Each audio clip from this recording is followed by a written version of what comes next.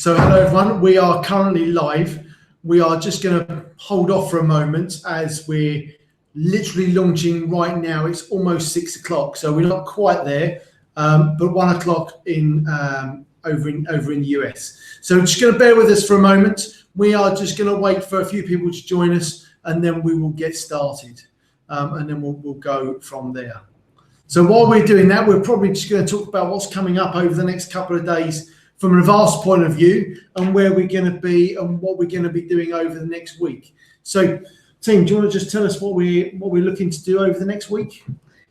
Yeah, so we off to Las Vegas on Sunday for the Prosper Show. That's going to be taking place on the 13th, isn't it? Yeah. 13th and 14th. Tuesday and Wednesday. Yeah, that is next week in Las Vegas. So Tuesday, Wednesday next week. Yep. So in Las Vegas for a couple of days. Yes. And anything else happening next week while you're around, or is that? Yes, so what we plan to do is that we're going to finish the Prosper Show and then we're going to head off to New York. Chances are we're going to be at the Marriott Hotel in Brooklyn, where we're going to be holding some tax clinics. So we are there for 2 days. That is on the 19th and also on the 20th. We fly Fantastic. back to the UK on Wednesday. So as long as flights are not rescheduled, we will be home on Thursday. So 10 days or so in the US. Yes. Stop off in Las Vegas for a few days and then New York as well. So a great opportunity to meet some people out there. That if you want to meet up with us, then please get in touch and let us know. We will send more details and give you more information about that at the end. So don't worry about that too much. So we're just going to hang on another minute or so, and then we're going to get started. Just wait for any last people. We've got a few people on already, and we'll start any moment shortly. Yeah. Thank you. Thank you. How did you get through the snow on the weekend? Yes, it was great fun with the kids. The kids love the snow. Yeah, some beautiful It's photos. great fun. Yeah. But here in the UK, when we have a little bit of snow, everything stops. I Whereas know. when you get snow in the US, Yeah. I mean, in New York, it was really snowing a lot in December, isn't it? yeah, I think we got a bit of a delayed one. yeah, So as hopefully usual in that's the UK. Yes. Yeah. Hopefully that's it now. Isn't Yeah, it? quite right. It's not very So- fun getting to work, is it? No. No. So we're just holding on just a couple more moments, just for a few more people to come on. We've got a good number of people already online. So bear with us one moment while we just get a few more online, and then we're going to start in literally 30 seconds or so. So almost there. Yeah. I'm done talking about the weather now. You don't want to talk about the weather anymore. No, Us in the UK, no. we love to talk about the weather. So we were just talking about the snow. We've talked about where AVASK are going to be over the next couple of weeks, really, next 10 days in Las Vegas and New York. And again, we'll talk about that at the end. So I think we're a couple of minutes in. We're going to start. And what I'd like to do is, first of all, welcome you to this webinar. It's held by AVASK Accounting and Business Consultants. My name's Andy Hooper. I'm the EU Business Consultant here. We've got two people with me this afternoon, and they're going to introduce themselves, and we'll go from there. So firstly. So yeah, my name is James Shaler. I'm the European tax advisor here at AVASK. My client base is e-commerce sellers. Okay, and I've got Melanie here. I'm the tax partner here at AVASK. I basically look after those that are looking to expand over into the EU marketplace and also Australia. So if there's guys out there that are sort of like looking to join the Australian market, which is a new one for Amazon, yeah, by all means do contact us. You can contact us after the webinar as well. My details are melanie@avaskgroup.com. If you want to reach out to me, by all means do send an email or telephone call. I've got a US number as well, which is 001-256. Oh, well, sorry. 213. Yes, it's 213. 256. Yes, I'll start again. 001-213-256-0537. That one, it's a US number if you want to call us as well. Perfect. And we're going to give those details out again at the end. So how this is going to work, this is probably going to be about 45 minutes long. And what we're going to do is we're going to talk through a number of different things with you. Firstly, about how to expand into Europe and to the new marketplace, Australia, how to be compliant in those areas, and what you need to do to make it a success. So AVASK Accounting is a tax agent that is really focused on helping and supporting e-commerce sellers, particularly ones in Amazon and eBay, but e-commerce broadly. They've got broadly 1,800 sellers currently on their books. And what they really want to do is to support people. What we want to do is to support people with their tax. So what we're going to do is we're going to start with a number of different questions, and I'm going to host it, and I'm just going to ask some questions, and we're going to go through it. So we've done the questions based on feedback from an event we did in New York a couple of weeks ago. Yeah. And what I've done is I've taken a lot of the questions that were asked then, and I've put them all into one thing, and I'm going to ask the team those questions to give you the opportunity to be able to hear what they say.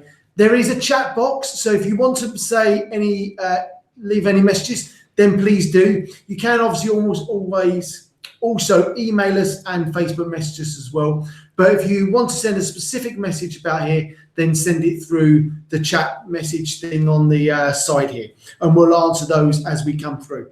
So let's get started. So first of all, the UK and the EU is a massive marketplace and opportunity for people who are selling in the US already to expand into those markets. So James, I think, is going to start us off. So can you just talk us through how the VAT works in the UK? Yeah, so to compare it to the US, it's a lot like sales tax. The only difference being that rather than the tax being added on at the checkout, it's incorporated into the retail price of the product. So as a seller selling in the e-commerce market, it's your responsibility to incorporate the VAT into the final price of your product. You're essentially collecting the VAT from your customer and passing it to HMRC at the end of the period, essentially as a mini tax collector. So that's how VAT works essentially.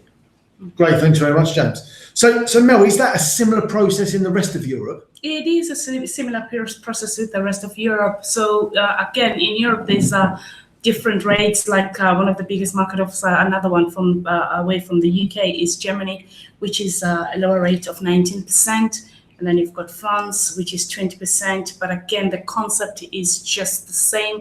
When you're listing your products on Amazon, just make sure that the VAT is included at that price that you're listing it for, so that at the end of the month or the quarter, depending which tax jurisdiction you're filing at, you are in a position to basically pay that VAT that's due to the tax authorities. Great. So really, really important to make sure you've got that saved up. That's right.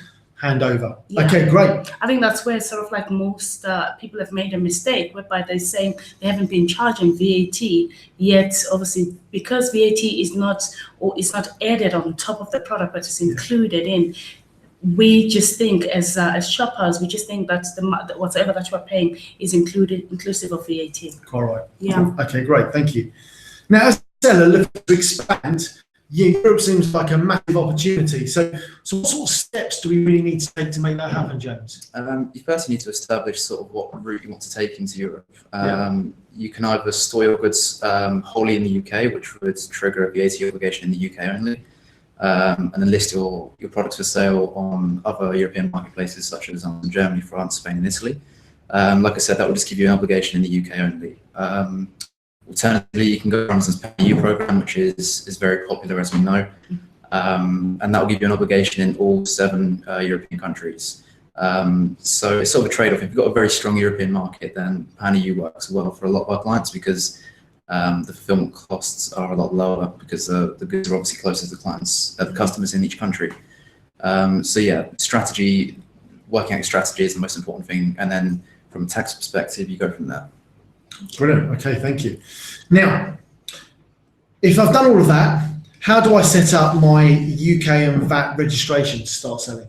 So yeah, once you've advised AVASK what route you're going to take, we'll send you over the application forms and all the guidance on how to register.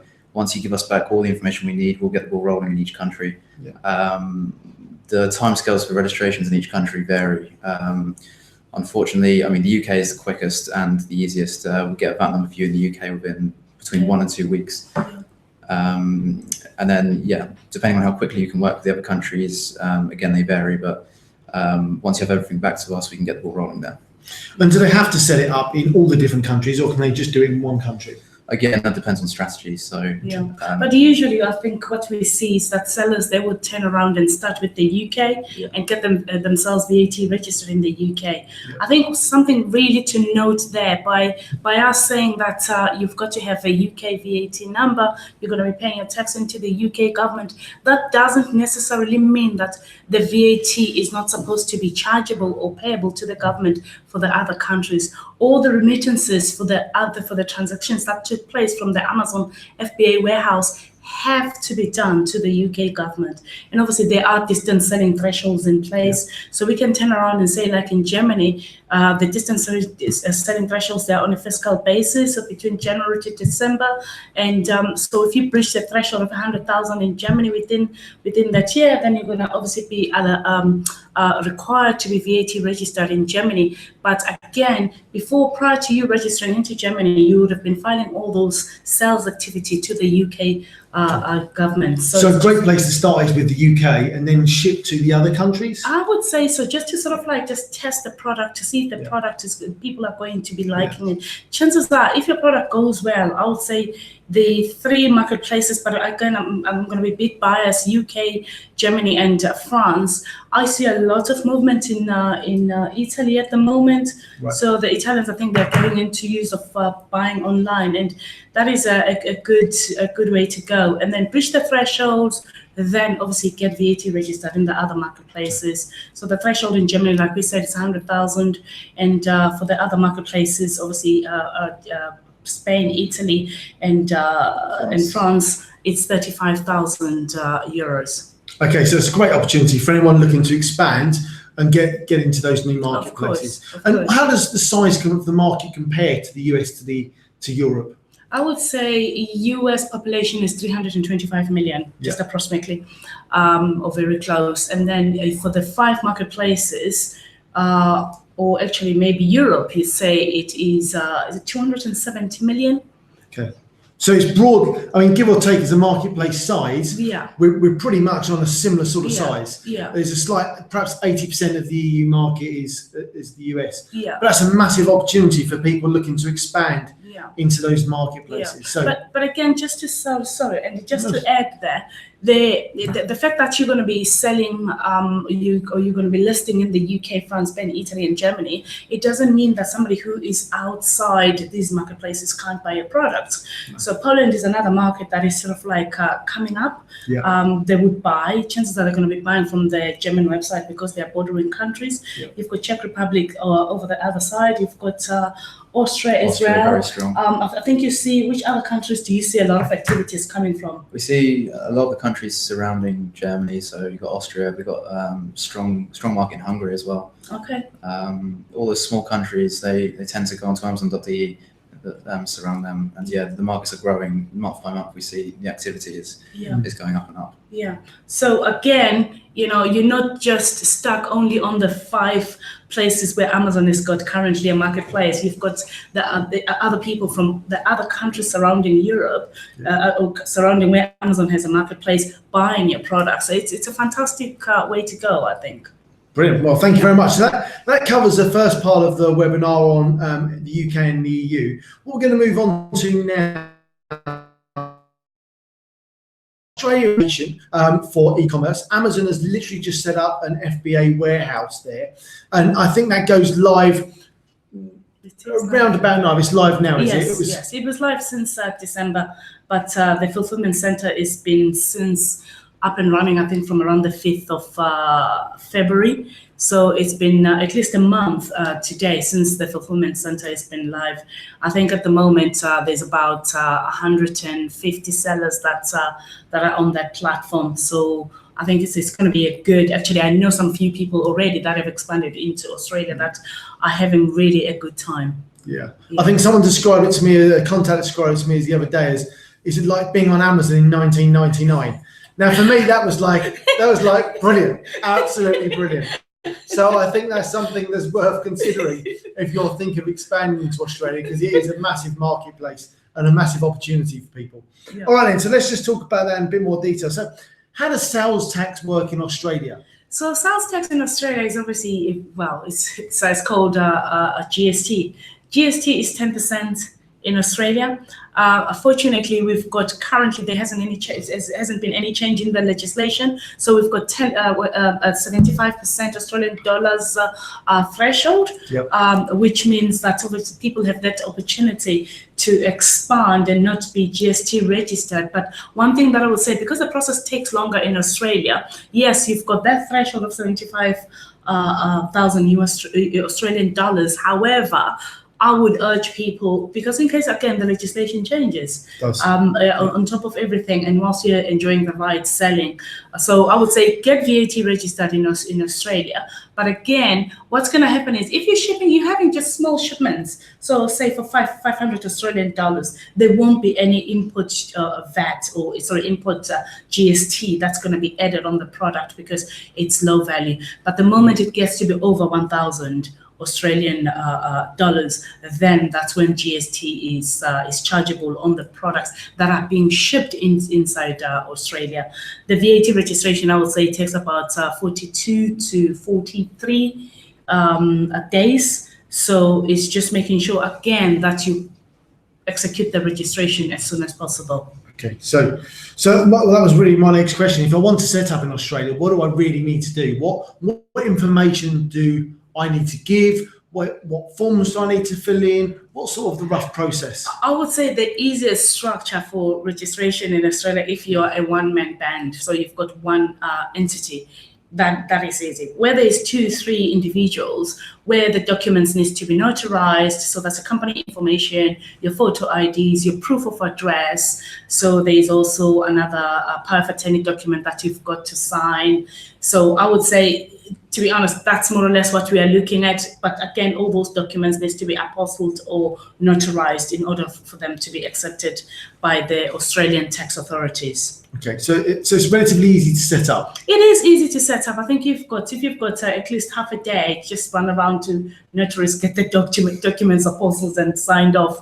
It's a simple process. Okay, but it takes a while. You're still saying 40 odd days. I would say 40 to 43 days at least. Okay, so it takes a little bit longer than the UK, as we've already discussed, sort of a week, course. sort of time, week to 2 weeks, I think you're saying, James, is that right? Yeah. So it takes a little bit longer, but that's absolutely fine. So you're suggesting to do that straight away, as soon as you get there and start selling. Yeah, absolutely, Okay, absolutely. right. So that's actually going to be called a voluntary registration because you would have not reached the threshold of 75,000 Australian dollars. So you can do actually the voluntary one, or you would want to wait when it's close, maybe get to 50,000 Australian dollars, then you actually register. So those are the options that you have. Okay, fantastic. Anything else people need to know about Australia? Anything about the marketplace? I think Australia, obviously, there isn't a lot of FBA warehouses that are out there at the moment. There's quite a few, and there's a lot of training that Amazon is doing to basically launch those. So, but it's going to be a cracking market for individuals that are looking to expand. It's more like Europe when it first started. It was, I think it was more like a gold rush. But again, Europe is still the same, whereby it's still a fantastic market. But we're going to touch briefly about compliance, where we're going to expand maybe a bit further about Europe and UK. Brilliant. So that leads nicely on, Mel. Thank you very much for leading us nicely onto the compliance side of what we're going to discuss. So we've talked about the different markets. One of the burning questions a lot of people have got at the moment is about compliance. Especially the UK government is really, really cracking down on compliance and making sure people are complying with the VAT legislation. So we're just going to talk about that in a little bit more detail. So we're going to start off with Mel again. So compliance is a major topic across the Amazon platforms at present. So just tell me a bit more about it and what it really means. So compliance checks have always been there, but I think we saw them mainly when we were filing or claiming VAT. Yeah. That's where we saw compliance checks happening. So for us, it's not anything really strange that HMRC is cracking down on this. Back in 2012, on the 1st of December of 2012, there was a legislation that was put in place that e-commerce sellers were supposed to be VAT registered. Yeah. Unfortunately, it's more like a rush now, like it's something all new. The legislation was there since the 1st of December 2012. So which means anybody who was coming into Europe or into the UK, actually rather, to come and sell or expand into the European marketplace and have their goods stored with Amazon UK or being stored in any fulfillment center, not just on Amazon, but on private fulfillment centers, they had to be VAT registered. So if you talk about compliance checks, what are these? What are these? I mean, in the US, mainly, they are known as tax audits. Are they common here in the UK? Of course, they are common.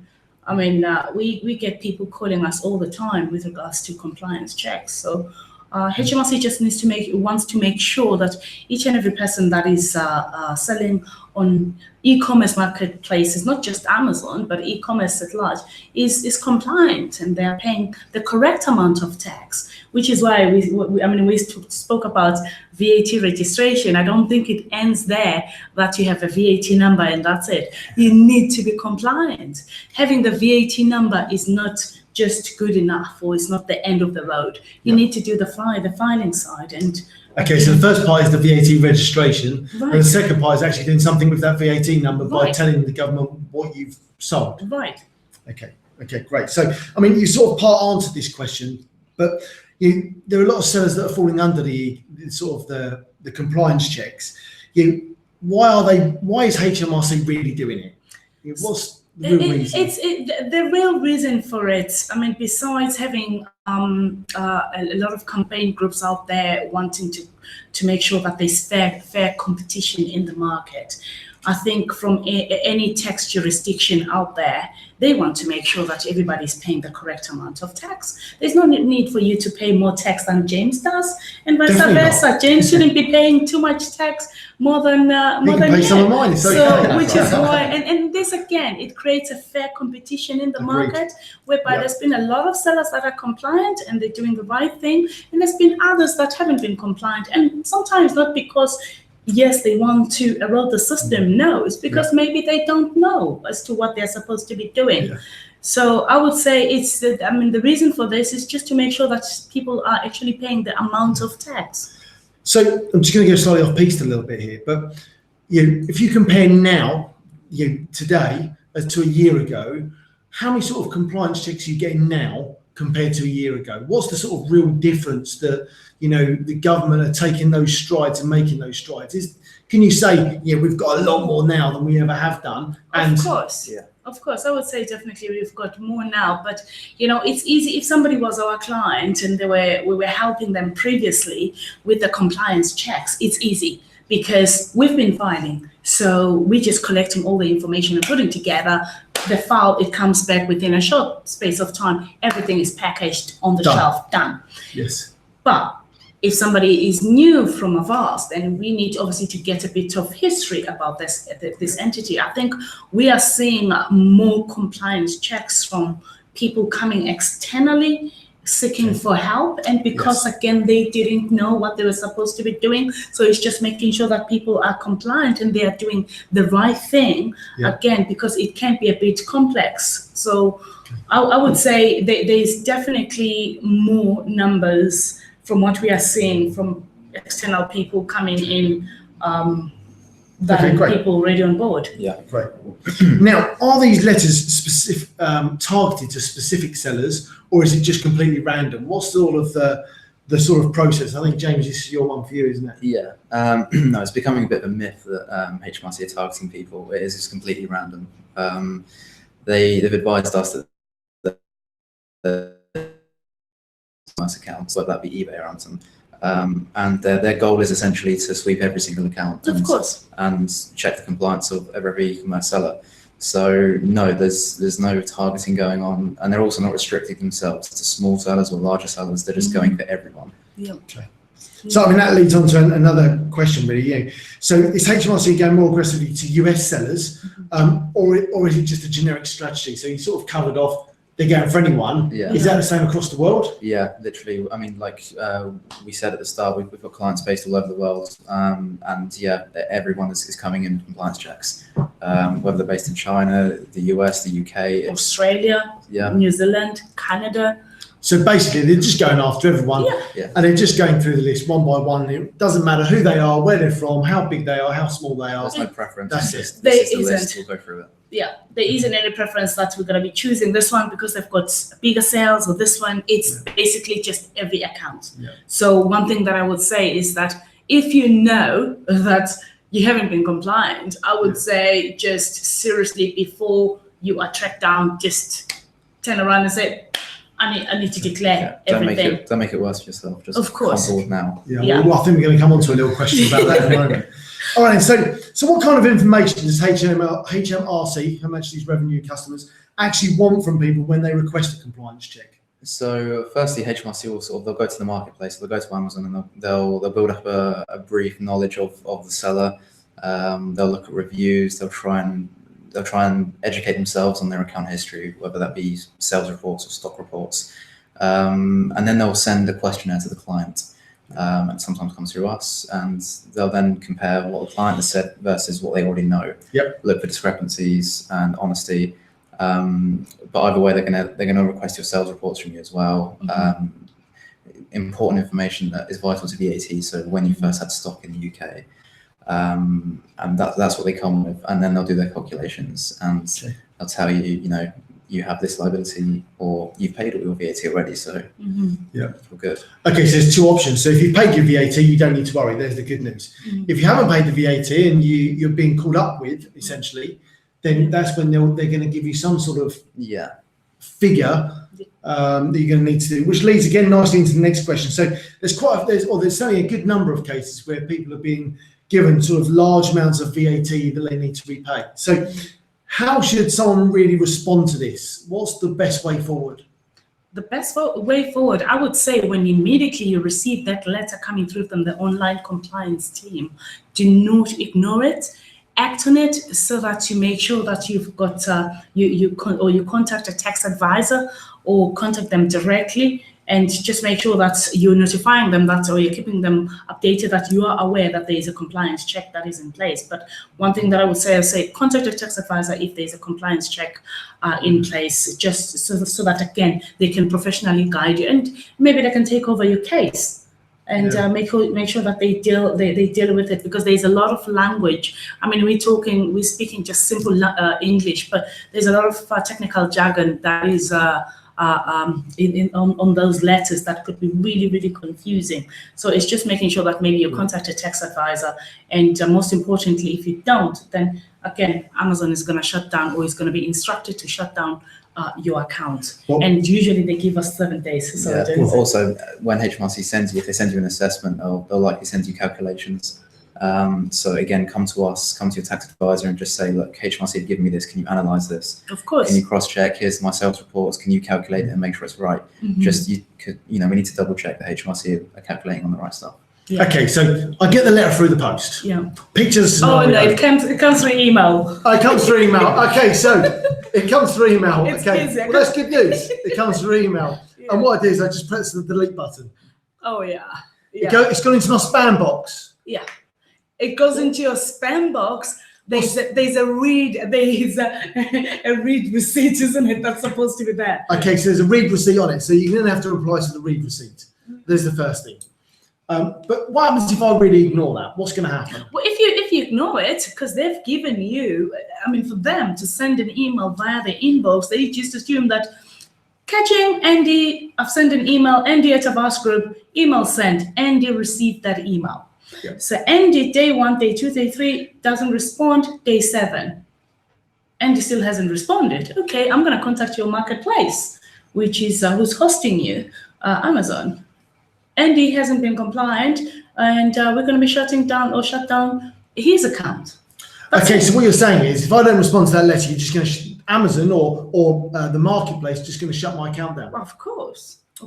That's a pretty big thing to take into consideration. And again, these sellers, this is their livelihood.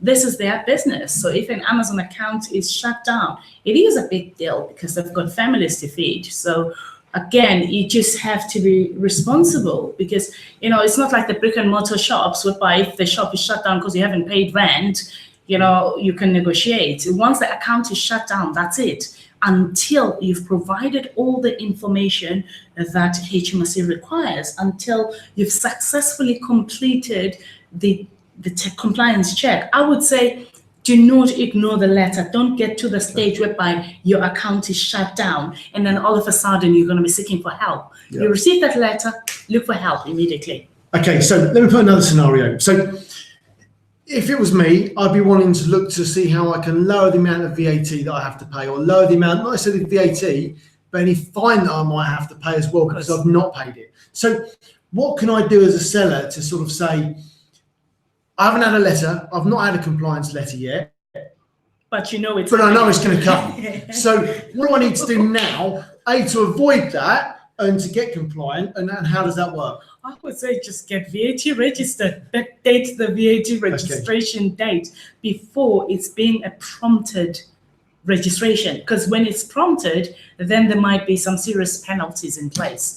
So get VAT registered, backdate the registration from the first date when you made the initial sale.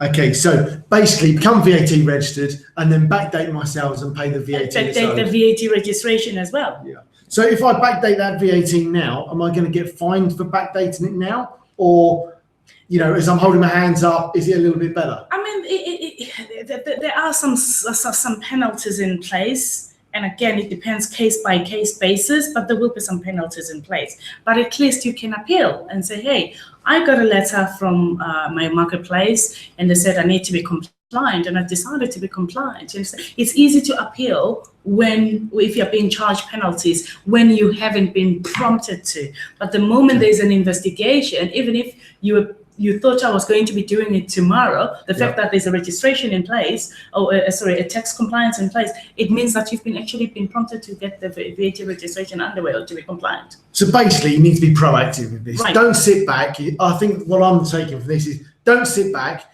get involved and make sure you're VAT registered and you're compliant if you're selling in the UK. Absolutely. Okay, absolutely. Great. Right then, so are there any other European countries that are cracking down on this, James? Yeah, so Germany have announced they're going to be cracking down on it. They're sort of the next biggest market next to the UK, so it makes sense for them to come in next and crack down. Also, I think France are watching closely, but the UK taking this step forward is going to be on show for the whole of Europe. So all the European tax authorities, they're going to be looking at this, and they're going to say that the UK is getting all this revenue from their non-compliant sellers.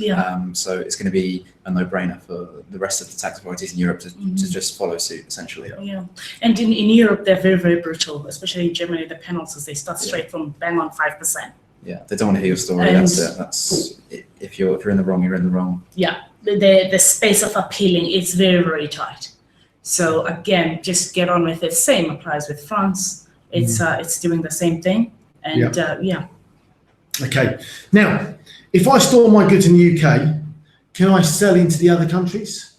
How does that work? Yeah. We briefly mentioned it earlier. Once you put your goods into a UK warehouse, you can then list your products for sale on the other European marketplaces with just a UK VAT registration. We mentioned the distance selling thresholds. So it is very, very easy. It's the UK is the easiest market to get into quickly. Like we said, the VAT numbers can come out within a week. Shipping into the UK, you don't need any fiscal representation. It's very much just an EORI number, which we get at the same time as VAT registration. So that's all you need to get your goods through customs. And once they're in the UK, they can be fulfilled to anywhere. Great. Okay. All right. Now I'm just going to come back to this one more time. So, is there any chance that HMRC for VAT will provide like an amnesty? So if I have been selling, am I going to be able to do an amnesty, or is it just a case of that's it?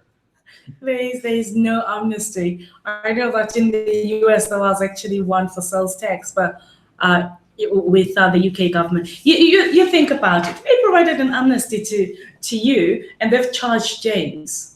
Yes, totally unfair. Exactly. I'll be angry. So that'd be putting them in a really, really awkward position. I think, as you can appreciate, any tax authority out there, they don't want to be involved in sort of like any problems. So unfortunately, there is absolutely no chance for any amnesty. The only way to go, I would say, if you're not compliant or if you are new looking to expand into Europe, then just get VAT registered, and do the compliance and the filing and make sure that you are on the straight and narrow. Okay, good. So last question for me before we just hit on to a little bit more conversation. So it sounds pretty easy to sell in the UK. Is it difficult to sell in the other EU countries? What is the process? Again, yeah, it's the UK is very much the easiest market to sell into. European markets such as Germany and France, so again, they're very strong. But actually registering in those countries is fairly simple. We can make the process simple. There's a little more involved in the UK registration, and the timescale again is a little bit longer. You're looking at maybe between 2 and 4 months in each country. So 2 to 4 months in the other countries, but I 1 would to say 2 it's weeks in the UK. Yeah, it's mainly Germany. France, it's 1 month, isn't it? Yeah, it's getting worse. Yeah.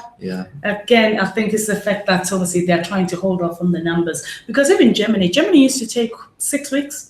We had a VAT number, and I think it's basically case by case basis. If your case is strong, then that's absolutely fine. If they've seen you bringing your goods through ports and you haven't been compliant, obviously they're going to be digging more to make sure that, again, they are giving the VAT number to somebody who's got the responsibility, who's going to be complying. Because I mean, I actually I look at a VAT number like a credit card, isn't it? Yeah. It's not like I'm saying I'm giving you this number. I'm saying collect the taxes, but make sure you pay. Yes. Quite right. Yeah. So I mean, other tax authorities will actually be like making sure that they're giving to the correct individuals and individuals that are going to be compliant, because they can't just issue a VAT number and you go, all right, so that's it. I've got the VAT number. I am compliant. No, you've got to pay the taxes that you've collected. Right, excellent. Right, well, thank you very much, team. So we've covered a number of things already. We've covered expanding into the EU and the UK. We've covered expanding into Australia. We've talked through compliance. So what I just want to see is just touch on and see if we can get a bit of advice from the team on a couple of different areas. So what does a successful expansion really look like? How do we make it as successful as possible? I'm not a marketing person. I do tax. I do VAT. So I would say a successful expansion, though, from what I've seen, is that do your research. If you say for instance, you're selling in the US and you're selling what are you selling in the US? You're selling toys. You're selling toys. Do again in the bit of research in the EU and make sure that the toys they are going very well in the US, they will actually go well here in the UK as well, and also in Europe. And you might just maybe branch off and launch a separately different product altogether. That's going to be good for the climate in the UK, in the UK and also Europe. I'm going to make an example. You can't just decide that you're going to be selling us beachwear clothing here in the UK when most of the time it's cold. Especially as we've just had snow. You're going to do well in Spain and Italy and maybe the neighboring Australia. Yes, you're going to do well in Australia. So again, just research, making sure that you launch the correct product, and do just that extra bit. Even if it's a different product than what you have, what you have in your current portfolio in the US, it's fine. Launch something different. Yeah, well, I think something that someone mentioned to me when we was in New York a couple of weeks ago at one of the exhibitions was that the seasons in Australia are opposite. Mm-hmm. So if you've got a seasonal Amazon store that's busy in the US for 6 months, there's a higher chance that actually taking that to Australia for the other 6 months could be really, really profitable. So you can sell your products all year round. I don't know if you've had any experience of that yet, as it's a new marketplace, but seems like a pretty good idea to me. Yeah, absolutely. Absolutely. I would say, to be honest, the UK market is still very, very attractive. And again, with the account closures or Amazon's closures that have been done, again, I would say for anybody that is watching this that hasn't expanded yet or that's been thinking for a while, definitely take this opportunity. It's a very, very good market. with the right product, there is people that are making money. And again, Amazon launched the Pan-European program that James briefly touched on. It's a fantastic market, it's a product, and you ship the goods into the UK. Amazon becomes the one responsible for shipping the product in all the other marketplaces. And again, make sure again that you're going to have the VAT numbers for everywhere where Amazon has got a fulfillment center. That is including Poland and Czech Republic, where there isn't any Amazon marketplaces, but they've still got a fulfillment center there. Excellent. Well, thank you very much. So we're fast coming to the end of the webinar now. It would be great if anyone's got any questions, if you want to put them into the chat box, into the chat bar off to the side. We're going to stay online for another couple of minutes just to see if there's any questions. And then from there, we'll wrap up. So if you've got any questions, put them into the chat box and let's see what the questions come through, and we can answer those as they come through, and we'll see what they are. Yeah. So has anyone out there got any questions you could ask or you'd like to ask? I think alternatively as well, just to mention, if you've got anything or any specific question, just email myself or James here. My email address is melanie@avaskgroup.com. So it's Melanie as MELANIE @avaskgroup.com. Yeah, and mine's the same format. It's james@avaskgroup.com. That's JAMES. Okay, brilliant. So website. So if you want any more information, you can always head over to our website, which is it's www.avaskaccounting.co.uk or www.ukvat.uk.com. Really, really simple, really, really easy. So if no one else has got any questions, last thing we are going to be heading over to the States in the next couple of weeks. So Mel, do you want to just touch on that and what we're going to be doing? Yeah, so we're going to be doing almost the same thing out in the US. We will be at the Marriott Brooklyn Bridge Hotel, where it'll be lovely to see you guys. I know that I met a lot of you last week in New York, so we're going to be back again. So it'll be good to sort of like connect with you guys, and some of if you guys are already our clients, basically just come through, and we're actually going to be putting it up on the meetup as well. So we'll be sending you guys some links as well in case you've missed this webinar. Maybe we can actually meet up in New York again. Thank you. Fantastic. And James, where else are we heading to? So yeah, obviously the Prosper Show in Vegas. Mel said we're there from the 13th and the 14th to show us. Yes. But we're there from the Monday the 12th. So again, anyone heading over there, come to our stand, and it'd be great to see you.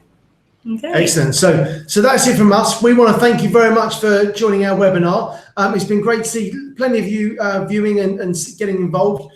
If you've got any questions, get in contact with the team. We're going to be around in the US at the Prosper Show and in New York the following week. So if you've got any questions, then please get in touch or come along to some of the events and see us.